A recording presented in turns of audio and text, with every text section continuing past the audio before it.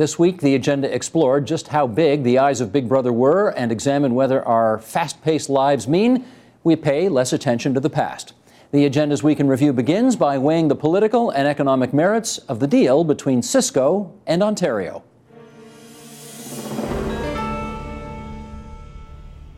The plan for Cisco's new R&D centre is to bring as many as 1,700 jobs to the Ottawa area and potentially more in other parts of the province as well. Here's what we know about the Cisco deal. It's a 10-year deal. If it goes according to Hoyle, 1,700 jobs potentially created at the end of it, $220 million worth of government subsidy. This is a profitable company. Yes. This is a company that has a success track record all around the world. This is a company that could do this even if it weren't getting the $220 million. So the question is, why do taxpayers need to subsidize this to the tune potentially of $220 million? Mm-hmm. Well, I don't know if you've noticed, but the global economy doesn't work on principles of fairness these days. I have noticed. And corporations don't do things because they can afford to.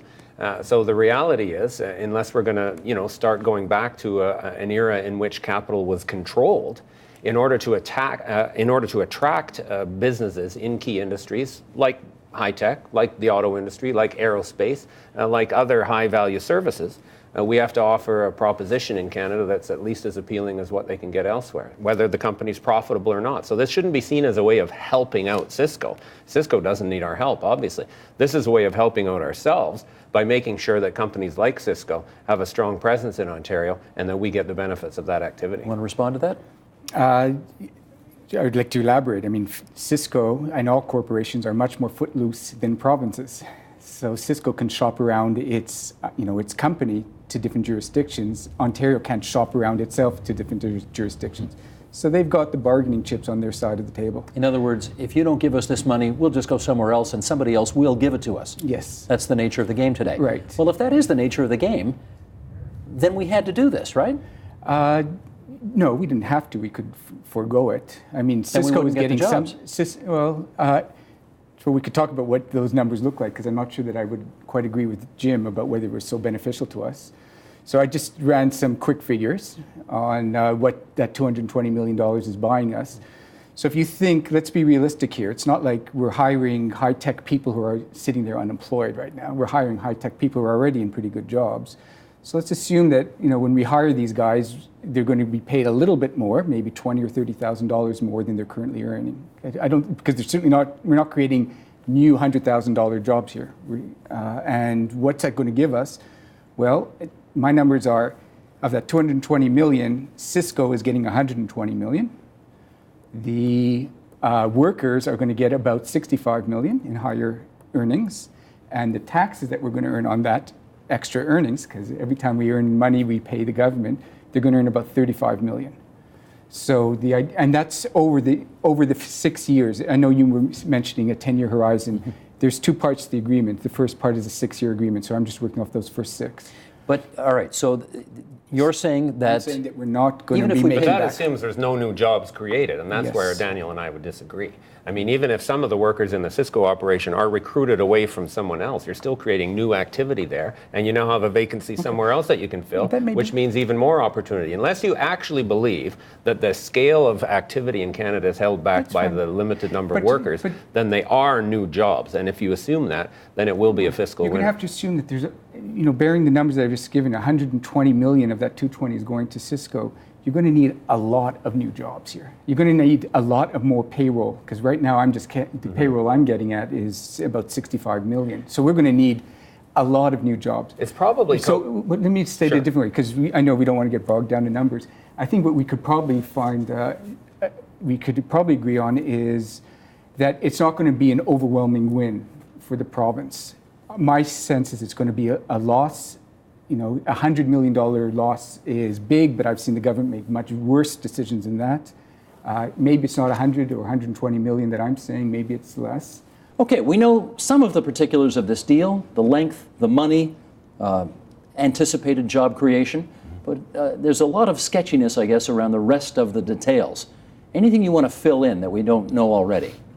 Sure. Well, first of all, this is the biggest job creation announcement in the high-tech history of this province. In the first 6 years, the target is creating an additional 1,700 jobs on top of the 1,300 that Cisco currently have in the province, 1,700 new jobs. But the target 10 years out is actually to create 2,000 more on top of that for a total of 3,700 new jobs. But it's a lot more than that. It's building facilities. It's focusing on training as well. It's focusing particularly on youth to work with them in the schools and provide them with employment opportunities. Out of the roughly $4 billion that Cisco is investing over the next 10 years, $2.2 billion is going into salaries. And so these are well-paying jobs. They're important jobs in a cluster, in the high-tech cluster, which is extremely important in Ontario. In fact, in Ontario, we're the third largest high-tech cluster or sector in all of North America, after mostly California Ottawa and and Toronto, Texas. then, where the jobs Mostly are? Ottawa and Toronto. Okay. Cisco has a presence in Waterloo and London, though, as well. Let's get some reaction. First impressions of the deal, Jane McKenna? I don't believe in corporate welfare, and I certainly don't believe in picking winners and losers. I mean, in 2011, the Liberal government gave Cisco $25 million to create 300 jobs, and they created 200. So right off, past behavior is indicative in the future, and right there they were off 100 jobs. This isn't our position to do this. We have a massive debt and deficit right now, and coming up with $240 million, we're not in a position to be doing that. We have scarce resources. We need to, be very mindful of that right now. Catherine Fife. We're supportive of strategies that create jobs. Ontario is hurting. People want to work. We have a job shortage situation in this province. We have not recovered as some of the other provinces have, like Manitoba and like Quebec. We share the concerns around the Liberal government picking and choosing winners. When you look at the Southwestern Development Fund, for instance, there was supposed to be a board that was established to look at the application process. Instead, we still see the minister and the ministry and bureaucrats making those decisions about who gets what. We also don't have enough information about the Cisco deal. What do you want to know? I want to know, what are the guarantees around jobs? I want to make sure that this company is not going to turn their back on the government and the people of this province, because it's not the Liberals' money, it's the people of this province, it's their money. Let's see if we can find some stuff out here. Do you flow money to them in terms of the subsidy before the jobs are created? There are specific performance measures and thresholds that they have to cross before the money flows. So we have among perhaps even the strongest accountability measures in this agreement that we've ever had for any firm in a partnership like this. Why do we have to bribe them to do Well, this? because as the others, I think, you referenced as well, it is a very competitive environment. I mean, there are states in the United States that are providing up to 60% of the total cost of an investment. This is roughly 5% of the total investment that Cisco is making. There are states as well that are providing tax holidays of up to 10 years. They're providing incentives, financial incentives to senior executives to come. And as the Canadian Vice President of Cisco mentioned at the press conference that we held in announcing this deal as well, he said that they meet with governors and presidents and individuals every single day that are trying to incent them to come to their state or their jurisdiction around the year. You can either put your head in the sand or you can play in the game and actually land these deals, which are going to be game changers in terms of solidifying the tech sector in this province and helping to grow jobs. So you just said the word, you said the deal. So you're making a deal with one company, Right. and that when you're looking to create conditions for investment in the province of Ontario, you have to apply it in a holistic way. So if it's good, if R&D investment is good for Cisco, then it's good for the small and medium-sized enterprises across the entire province, and that draws investment into the province, and that creates jobs. Small and medium-sized businesses are better value for your dollar, and we know that, and the evidence supports it. And when you're looking at rewarding the job creators, that's something that we are missing in the province of Ontario. And Eric, I asked you this question in the House. When Heinz has gone to a state that offered a job creator tax credit because they want those jobs, they are creating the conditions for investment in that state. They stole those jobs from the province of Ontario, and we watched them do it. You watched them do it. We Heinz need shut to down companies in the States as well. Well, but you know what? The states that are actually incentivizing job creation and demonstrating that to those employers that the investment is worth it, those jobs go there. And when we see manufacturing dying in this province, we need to be targeted and strategic about where we're putting that money. Let me, Jane, Sorry, you want I to say just want something? to jump in, first of all, because we did support, they were extraordinary circumstances with the entire sector for GM and Chrysler at the time. But let's be realistic, okay? So, you know, the money's given over to them. And then the reality is, so then why do I want to look at the big picture thing? So why can we not always look for a return on our investment and look at evidence-based outcomes in the end? So here's the automakers last year, 2009 actually, they put $42.3 billion back into North America. Canada got $2.3 billion of that. That is a red flag to me. Like they're prepared to take the subsidy from us, but they're not prepared to invest back in us. 2 days ago in the paper, GM's out saying they're going to invest $1.3 billion into 5 manufacturing facilities, all in the United States. So I want to look at, you know, here's the thing. We want to make sure that things grow, but who are we to pick winners and losers? The British Columbia Civil Liberties Association filed a lawsuit against CSEC, the Communications Security Establishment Canada. The suit claims CSEC's surveillance of Canadians is unconstitutional. And joining us now to discuss the case in Vancouver, British Columbia, Kaylee DePuma. She is counsel for the BCCLA. And Kaylee, we're glad to have you out there on the left coast with us this evening. Start by just telling us, because I suspect a lot of Canadians still don't know what this is, what is CSEC? Well, CSEC is Canada's electronic eavesdropping agency. It's the Canadian counterpart to the U.S. National Security Agency that we've heard so much about in the news lately.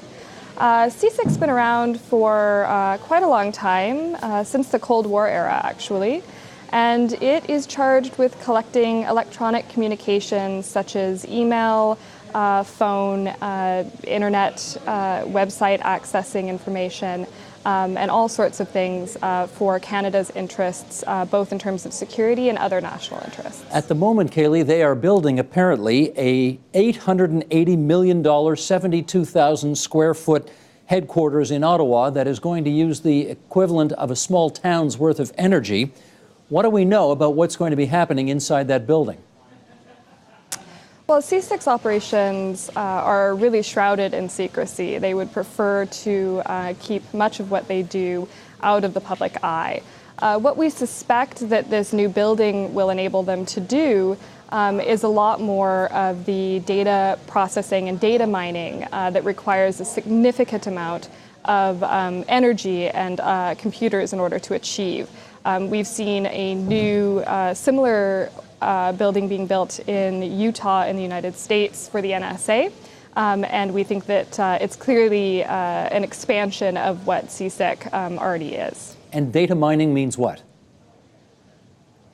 Data mining is essentially where they aggregate all of the information that they collect about Canadians through all of their various methods, and they aggregate it into large databases, and then they submit queries in order to kind of get the needle out of the haystack, so to speak.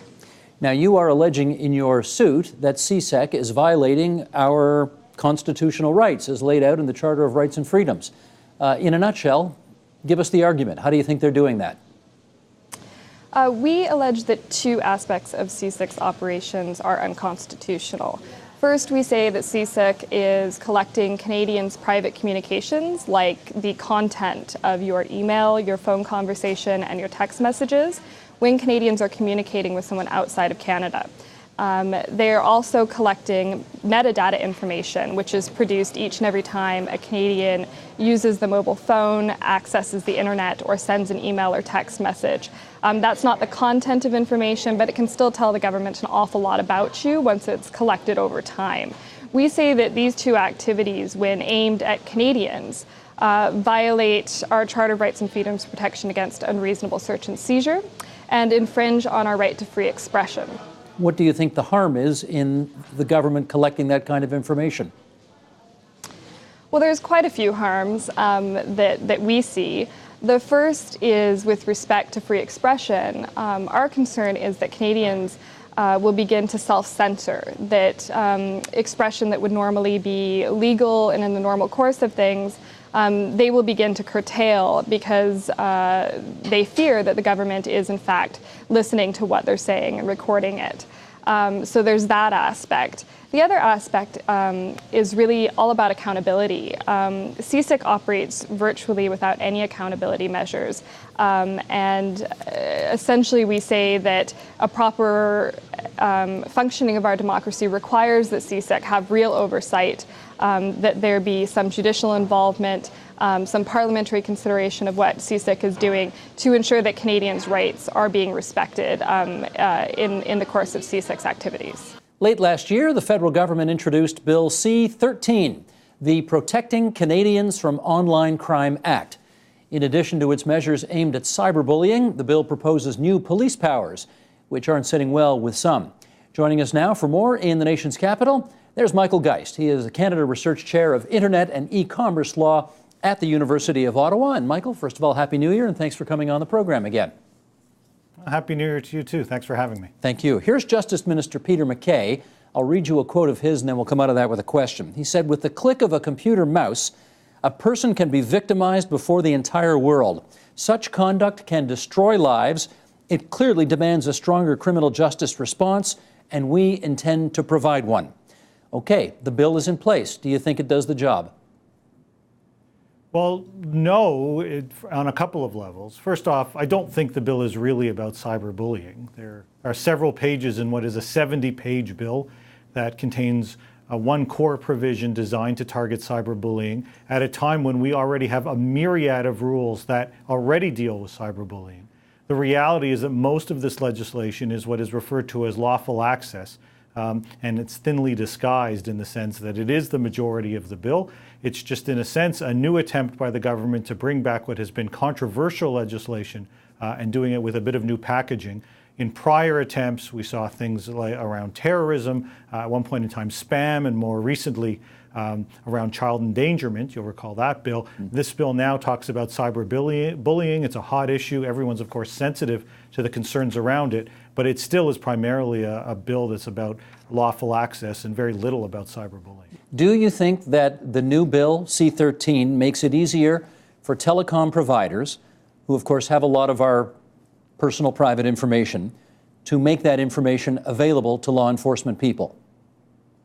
I don't think there's any doubt that they do. And so the starting point sort of to provide an assessment for that question is to note that they already have the right, admittedly, they already have the right to disclose as part of a lawful investigation. And so when Canada created its privacy legislation in the late 1990s, there was a carve-out for investigations that allowed but did not require intermediaries to disclose that information. So law enforcement goes, let's say, to an internet provider, says, we're conducting an investigation, we'd like you to provide information on a particular subscriber. The intermediary, the ISP, has the right on the one hand to say, sure, here you go, or on the other hand, they can say no. They can say, come back with a warrant, and if you provide that warrant, we'll give you the information that you need. We know that ISPs already do disclose this information, especially in things like child endangerment cases, thousands of times every year without a warrant. But we also know that there are instances, and there are ISPs that say, no, we'll only disclose where there is appropriate court oversight. What the government is doing here is not creating the mandatory requirement, as was controversially in Bill C-30, as we talked about earlier, but instead creating a new immunity for those ISPs that do disclose. And so think about it. If you're an ISP, you're presented with this request. One of the things that you're going to think about today is, okay, if I disclose this, what's my potential liability for having done so? Do I face the prospect of criminal liability? Do I face civil liability? Might there be a class action if I make this a standard policy in terms of disclosing subscriber information without court oversight? What the government has proposed to do within this bill is give a complete carte blanche to internet providers, saying you will be granted full immunity both from any criminal liability, although admittedly that's the likelihood of that is pretty slim, but more importantly, full civil liability immunity as well. No class actions, no other lawsuits where you cough up this information, even without a court oversight. And I think in the view of many within the privacy community, they look at that as a clear signal coming from the government that internet providers and others are free to disclose this information. It's worry-free in the sense of liability, and so that the government will get much closer to what seemed to be the end goal in that prior legislation, namely obtaining that subscriber data without having the courts involved. let's make a distinction now as we move on. I'm talking less now in this next question about what we actually type in our emails and more about the so-called metadata, who the email's from, who it's going to, what time it was written, the size of the file, all of that kind of stuff. Is there anything in this new bill, C-13, that affects the standard required for a warrant for them to find out about our metadata? Yes, it does. And this is really the other element that I think has become a major issue and a major cause of concern for many. Metadata for many was largely unheard of even a few months ago, but it really came to the fore in the aftermath of some of the early Snowden leaks, which talked about programs that specifically targeted metadata. So not, as you say, the content of messages, but rather all the information that is generated or created by the act of either searching online or communicating with someone. And what we have learned over the last number of months is that that information can tell an awful lot about an individual, about their social circles, about where they're located, because there may be geographic information that is linked in with that metadata. So there's lots of information that can tell a very detailed, compelling story, sometimes perhaps even more important, the metadata, than the actual content of the conversation itself. Now, trying to access and data mine that metadata, finding ways to look through all the various bits of information to begin to draw some of these connections and try to make sense of it, is what lies at the heart of much of the activity around the various surveillance disclosures that we've seen. This new legislation does create a warrant specifically for metadata. The government hasn't called it a metadata warrant. Instead, they call it a transmission data warrant. But in effect, what it really is dealing with is metadata. And the standard that they have set for this warrant is lower than the threshold that you would find for a typical warrant. This raises real concerns and I think real questions about whether or not there is an appropriate level of protection at a time when many people are recognizing the privacy implications and the importance, in a sense, of metadata, rather than ensuring that we've got a warrant process and court oversight commensurate with the privacy importance of that information. The government's proposing to actually establish a lower threshold. I'm not sure that it's any worse than it was. I guess that would be my point. I mean, there are more books published in Canadian history now than ever before. There are more people taking history courses. There are more history BAs published every year. You could line them up on a VIA train and have an on-day history trek across the country. I think our expectations are different. That in the past, fewer people would have known history better. And now we have an expectation that a wider section of the population should know history. So I think if you actually count the numbers, more people probably know the past than ever before. But we kind of have a more equal citizenship. We think more people should know the past. Higher expectations of more people knowing in the past what fewer people maybe knew. That kind of thing. Okay, so he's not, Richard, completely sold on the premise of the whole program here. Not completely. How about you? It sounds like you are sold on the premise of the program. I'm aware that I repeat the phrase the last time, that history is at risk of becoming history. Why do you think that is? A whole lot of things. I mean, obviously the internet's very important. I mean, the internet is about the now, the instant. And history is about yesterday, and you have to think about it and reflect on it. You can't just rattle it off. But you can get any bit of information, you can get an opinion, you can put your own opinions down in the internet in an instant, So that history is, in that sense, is out of date. It is old-fashioned. It is a different way of approaching. I certainly agree with Christopher that there are signs of hope. The military. I mean, the military was nowhere in Canada two decades ago. Nobody was interested in it. And today it is a major force or major entity in Canadian life. Respected. Loved. And one reason for that, name him because he's so good, Tim Cook, a brilliant writer and brilliant scholar. And he is selling history, military history that is, to Canadians and making it interesting, making it exciting, making it challenging. And there are other signs that, we may have hit the bottom. And this often happens when you hit the bottom, you start to say, hey, we're going to lose something of value. Sort of like in Toronto, desperately Toronto is trying to preserve some old buildings because all we got is glass towers. So suddenly you change your attitude. Another thing I think that is promising is this government has made a commitment to turn something called History of Civilization, which I never knew what it was, and I don't think many people did know what it was, into the Museum of Canadian History. What that's going to do is bring a lot of debate and a lot of argument, because mostly Canadian history is about you, it's your fault, not my fault. I mean, an awful lot of history is about arguing about the other guy being worse than you. And I hope that the Museum of Canadian History will encourage Canadians to find that our history is exciting and human and important. Diane Pecon, when your student said to you, I don't care about history that took place before I was born, what did you come back at him with? I couldn't say anything, but it motivated me very much to try to understand what were the sociological forces behind this paradigmatic shift. And I tried to see why. And finally, I came with an answer, which is very sociological, is for this younger generation, there is no wisdom in the past. Like the past, it's perceived by them as something which cannot bring them anything that they can use in their lives. So, and on top of everything, there is also this idea that today's generation, they live in the present. My generation lived in the future. My mother's generation lived in the past. So each generation has a rapport with time and space, which is very different. But I believe that for my students, the reaction of this young man was very typical, is that what can I learn from the past that can help me today?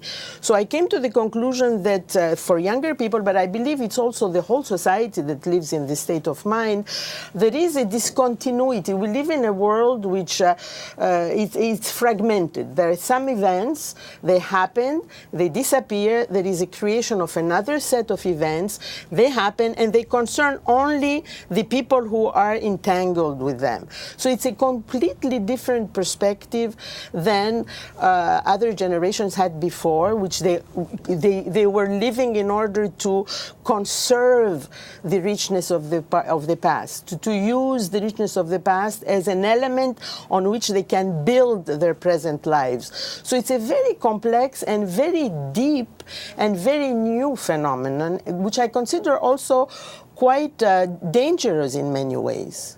It is fascinating, Sean, that any student would say, I don't care about history because there's no wisdom in the past, because that's exactly why, I think, we study history, because there is wisdom in the past. Well, I mean, it may just be the younger people that I'm exposed to because I interact with students, but the students that I encounter are actually quite desperate to know more about the world around them, and they come to history classes to seek context, to know the context of the political parties that govern their lives. They want to know about the wars that their countries are involved in, and they want to know about the everyday lives of people like them in the past. So I don't get a strong sense from my students that they're disinterested in history, but that might just be self-selecting because I have students who take history classes.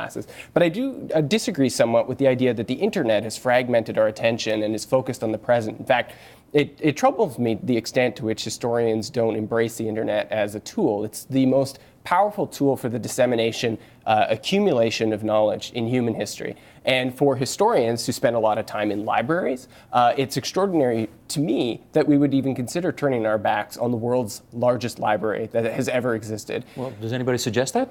Well, the idea that the internet might be an inhibition to knowing about the past seems preposterous to me. In fact, I think it's the largest tool to know the past better, and I've been able to convey this to my students by giving them access to the documents of the past firsthand using the tools of the internet. It's not just the accumulation of the knowledge. I mean, sure, it is certainly that. I think it's also the organization of the knowledge. I mean, it's the internet. I mean, just if you use a basic wiki platform, you could tell the best history of the Second World War you could ever imagine. You could have, a subdomain for European theater, and you talk about this battle. Here are all the people involved. You could click on the links and go to them. I mean, the technology is there to basically make the best interactive textbook in history. The problem would be, and this is where I would tend to agree with Richard a little bit, you might only read 3 of the pages out of the 10,000 and then decide you know about the Second World War because you can recite Rommel's biography, from start to finish. Meanwhile, you have no idea what he was doing in Africa and no real interest in it. But man, wasn't the gentleman himself interesting? I mean, that's where we come from. We have unbelievable information,